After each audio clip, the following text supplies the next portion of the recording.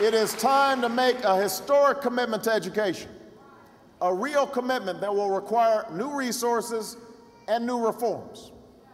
We can start by investing $10 billion to guarantee access to quality, affordable, early childhood education for every child in America.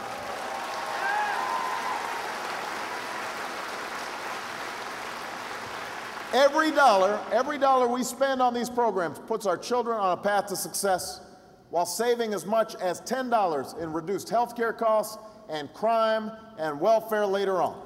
That's what will close the achievement gap, giving every child a good start. Part of the plan also calls for fixing the broken promises of No Child Left Behind. I believe that the goals of this law were the right ones. We all want high standards. We all want a world-class education. We all want highly qualified teachers in the classroom. Making a promise to educate every child with an excellent teacher is right. Closing the achievement gap that exists in too many cities and rural areas is right. More accountability is right. Higher standards are right. But I'll tell you what's wrong with No Child Left Behind. Forcing our teachers, our principals, and our schools to accomplish all of this without the resources they need is wrong. And don't tell us that the only way to teach a child is to spend most of the year preparing him to fill in a few bubbles on a standardized test.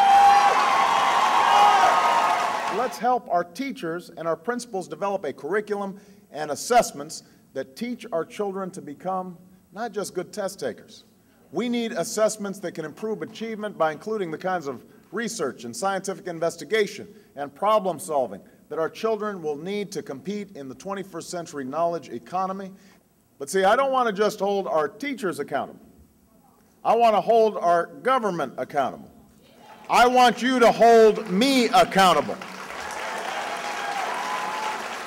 Accountability in Washington starts by making sure that every tax dollar spent by the Department of Education is being spent wisely.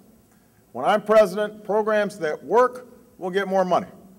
Programs that don't work or just create more bureaucracy and paperwork and administrative gridlock will get less money. When I'm president, we'll fight to make sure we're once again first in the world when it comes to high school graduation rates.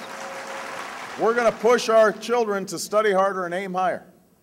I've worked with Republican Senator Jim DeMint on a bill that would challenge high school students to take college-level courses and make sure low-income neighborhoods and rural communities have access to those courses.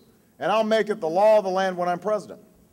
And we're also going to set a goal of increasing the number of high school students taking college-level or AP courses by 50% in the coming years, because I believe that when we challenge our kids to succeed, they will succeed. Second thing we need to do is to make sure that we're preparing our kids for the 21st century economy by bringing our school system into the 21st century. And part of what that means is fostering the kinds of schools that will help prepare our children, which is why I'm calling for the creation of an innovative schools fund. An innovative schools fund. This fund will invest in schools like Austin Polytechnical Institute, which is located in a part of Chicago that's been hard hit by the decline in manufacturing over the past few decades. And thanks to a partnership with a number of companies, a curriculum that prepares students for a career in engineering and a requirement that students graduate with at least 2 industry certifications, Austin Polytech is bringing hope back to the community. Giving our parents real choices about where to send their kids to school also means showing the same kind of leadership at the national level that I did in Illinois, when I passed a law to double the number of public charter schools in Chicago. And that's why, as president, I'll double the funding for responsible charter schools. We also have to bring our schools into the 21st century, because while technology has transformed just about every aspect of our lives, from the way we travel to the way we communicate to the way we look after our health, one of the places where we failed to seize its full potential is in the classroom. We'll finally put a college degree within reach for anyone who wants one by providing a $4,000 tax credit to any middle-class student who's willing to serve their community or their country. We have to make sure that every young person can afford to go to a public college or university if they've got the will, if they've got the grades.